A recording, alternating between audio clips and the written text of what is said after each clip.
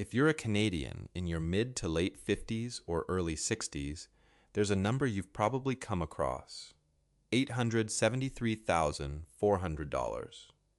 That's the median net worth for Canadian families between 55 and 64, according to Statistics Canada's most recent survey of financial security.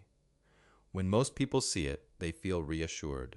That number says you're doing all right, maybe even ahead. I've watched people smile at that figure. Then I ask one question: how much of that is actually in your house? And the expression changes.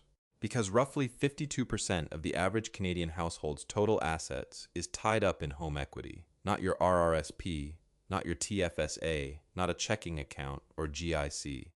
It's equity, which means it exists on paper, but it can't pay your property tax bill, it can't cover the gap when your car insurance renews, and it can't protect your portfolio when the market drops 30% in year one of retirement. Strip out the house, and that $873,400 looks a lot different. There's a second layer that standard benchmarks don't show. In Ontario, if your estate is worth $1 million and you don't have the right structure in place, about $14,250 goes to provincial probate fees before your family sees a single dollar. That's not a penalty for making bad investments. That's the cost of having the wrong paperwork. Most personal finance videos will tell you that 3 things put you above average: an emergency fund, no debt, and a will. In a broad sense, that's true. But for a Canadian close to retirement, each of those signs comes with a trap built into it. Having the item isn't the same as having it structured correctly. That's what this video is actually about. Not just whether you've hit the benchmarks, but whether the benchmarks are hiding something. If you're 55 to 65 and want advice built around Canadian numbers, CPP, OAS, RRSP drawdown, actual probate fees, hit subscribe. This channel is built for that. Let's start with the first sign. Having an emergency fund already puts you ahead of a lot of Canadians. The Financial Consumer Agency of Canada has consistently tracked emergency preparedness as one of the most common financial vulnerabilities in the country. If you have $10,000 or $20,000 set aside specifically for unexpected costs, that represents a level of financial discipline that a lot of households never develop. But here's where this sign gets complicated at 55 or 60. I've watched near retirees, and I'll admit I did this myself for years. Park emergency savings in a big bank account earning 0.5%. Meanwhile, inflation in Canada has been running around 2.5%. Every year, without doing anything wrong, that $20,000 loses about $400 to $500 in real purchasing power. You can't see the loss because the number doesn't move, but what $20,000 can buy quietly shrinks. That's a minor inconvenience compared to the real risk. What happens when you need that money at the same time your investments are down? Think about Don and Louise from St. Catharines, both in their early 60s. Don retired early, Louise still works part-time. They have $45,000 sitting in a savings account earning 0.8%. On paper, they look well prepared, but in a year like 2022, when markets dropped sharply and stayed down for months, if they needed to pull $25,000 to $30,000 for a major expense, they'd have 2 bad choices: draw from the savings account earning next to nothing, or sell investments at a 20% to 25% loss. That's called sequence of returns risk, and it's one of the most reliable ways to damage a retirement portfolio that was otherwise well built. The structure that actually protects you at this age is what some call a tiered cash reserve.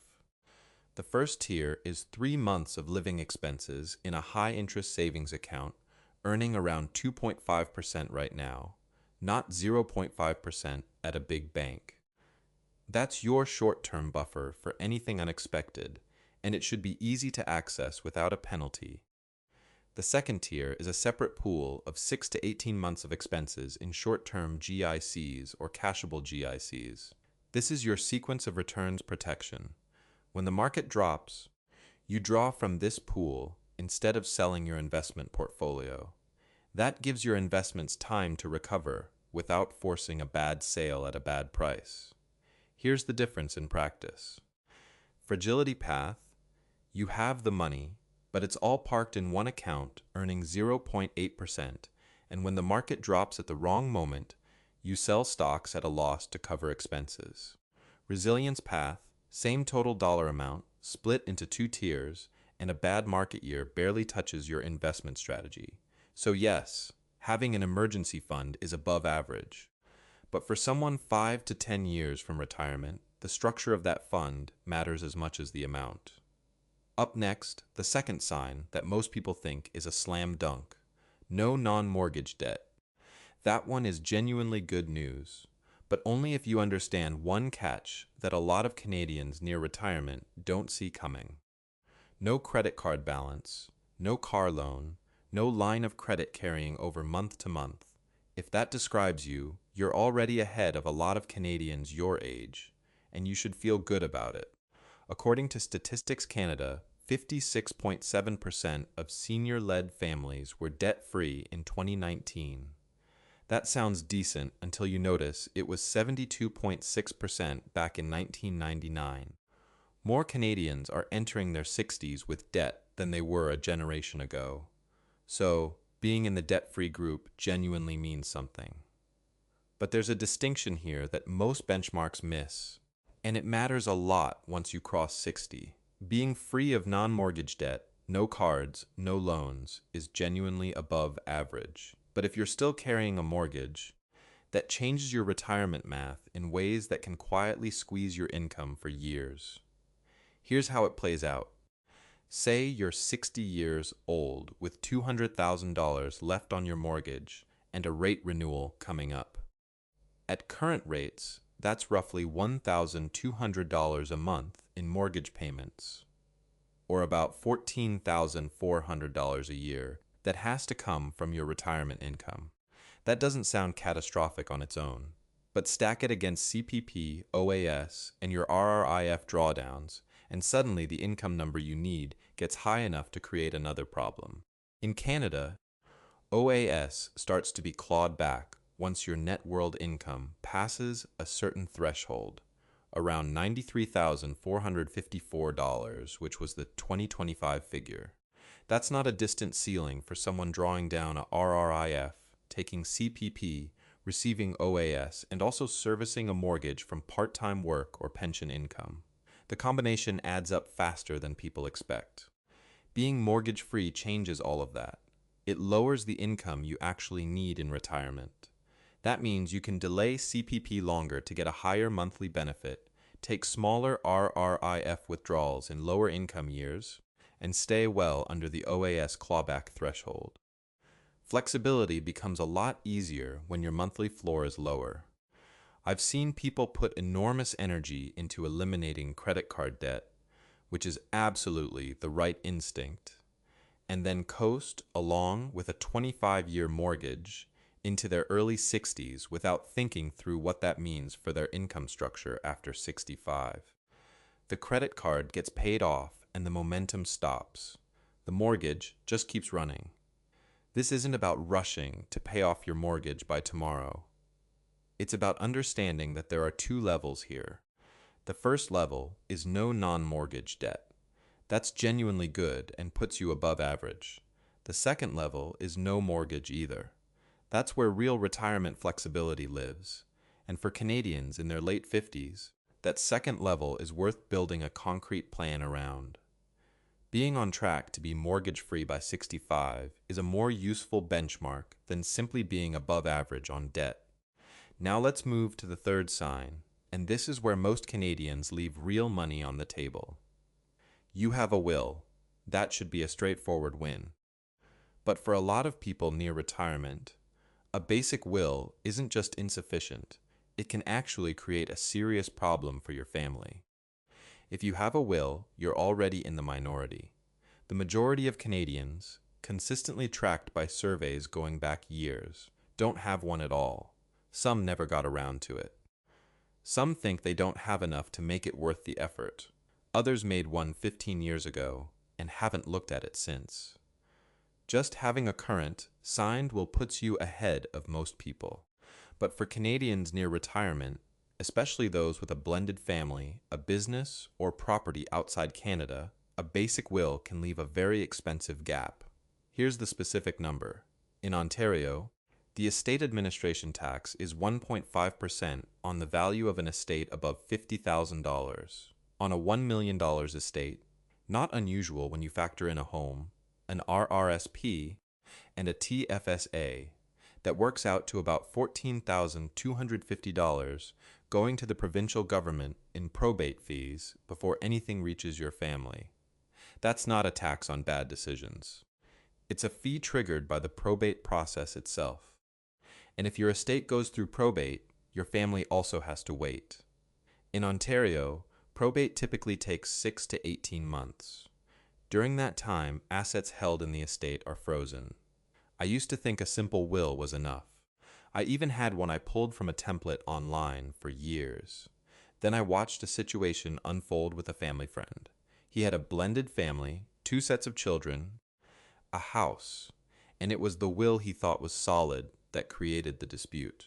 I'm not a lawyer, and nothing in this video is legal advice, but I've learned enough to know exactly when to send someone to see one. Think about Don and Louise from St. Catharines. Don has a will he made online a few years back. It looks fine on the surface, but he has children from a first marriage, and Louise has children from hers. When Don passes, his will leaves everything to Louise, and eventually to all the children. Without a trust structure, that estate goes through probate. On $1 million between his home, his RRSP, and his investments, that triggers roughly $14,250 in probate fees. His children from the first marriage have limited visibility into the process, and the timeline stretches to a year or more while Louise waits to access funds. A better structure looks like this. First, make sure your RRSP, RRIF, TFSA, and life insurance policies all have named beneficiaries. These assets pass directly to the named person and completely bypass probate. That alone can take hundreds of thousands of dollars off the probate table. Second, if you own a home with your spouse, check how the title is held. If it's joint tenants with right of survivorship, the home transfers directly to the surviving spouse without probate. If it's tenants in common, it goes through the estate and through probate court. Third, if your situation involves a blended family, a business, or property outside Canada, invest $2,000 to $5,000 in a proper estate plan with a lawyer. That amount can save $14,250 or more in probate fees on $1 million estate, and potentially prevent a family dispute that costs far more than money. This isn't about being morbid. It's about recognizing that for the 55 to 65 age group in Canada, estate structure is as important as investment structure. The 3-layer approach, beneficiary designations, proper joint ownership, and a trust where it's needed, is not complicated once you understand what each layer does. So yes, having a will puts you above average.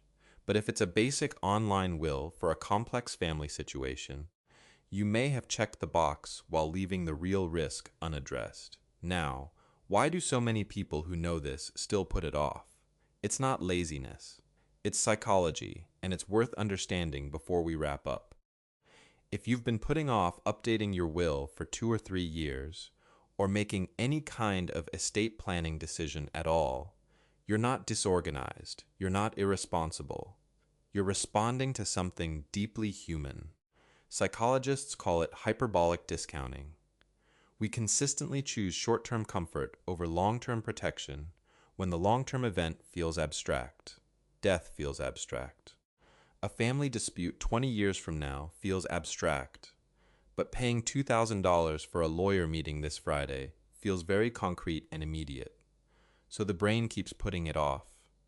There's also a loss aversion piece. Studies consistently show that we feel the pain of a loss roughly twice as strongly as we feel the pleasure of an equal gain. When you think about paying $3,000 for a proper estate plan, the brain registers that as a loss, even if you rationally understand it could save $14,250 on $1 million estate. The math doesn't override the feeling. I'll be direct about this. I put off updating my own estate documents for almost 2 years after my son was born. I knew what needed to be done. I had the information. I just didn't act on it because every time I sat down to think about it, the topic felt heavy and the weekend felt short. And then another month passed. The way I got unstuck wasn't through a long planning session. It was by shrinking the task. Not get a complete estate plan that felt overwhelming. Instead, just one step, log into your RRSP and TFSA accounts and confirm who the named beneficiaries are. That takes 10 minutes. No lawyer needed. Just checking. Once I did that, the next step was easier. Then, I called an estate lawyer, and the conversation was a lot less uncomfortable than I expected. The biggest risk in estate planning isn't making the wrong choice. It's making no choice at all and letting the default rules of probate court decide for you. Once you've taken that first step, the bigger picture becomes a lot less overwhelming. Let's close by pulling everything together. Let's pull the 3 signs together. If you have an emergency fund, you're ahead of a lot of Canadians. But the structure matters at this age. A tiered cash reserve, some in a high-interest savings account, some in short-term GICs, gives you the flexibility to stay invested through a bad market year instead of being forced to sell at the worst possible time. The fund isn't just a comfort blanket. It's an active piece of your retirement strategy. If you have no non-mortgage debt, that's genuinely above average. But the more useful goal to build toward is being mortgage-free by 65. It lowers the income you need in retirement, keeps you well under the OAS clawback threshold, and creates real room to time your CPP claim and RRIF withdrawals strategically. And if you have a will, that's a sign of real financial responsibility. But if your situation involves a blended family, a business, or property outside Canada, a basic will may be leaving thousands of dollars in unnecessary probate fees and a lot of family stress sitting on the table. Here's the frame I want to leave you with. The $873,400 median net worth figure is a snapshot. It doesn't include the monthly income that CPP, OAS, and a pension generate every month. It doesn't reflect whether your estate is structured to pass to your family without government fees eating into it first. The real benchmark for a Canadian near retirement isn't a net worth number. It's the monthly income you can generate, sustain, and pass along efficiently. If you want a practical video on how to calculate what that income number actually looks like for your situation, comment NOUUA below. I'll put that one together. And if this video helped you spot a gap in your own plan, hit subscribe. There are a lot of Canadians 55 to 65 who are doing better than they think. The gaps are real, but they're also fixable. That's what this channel is for.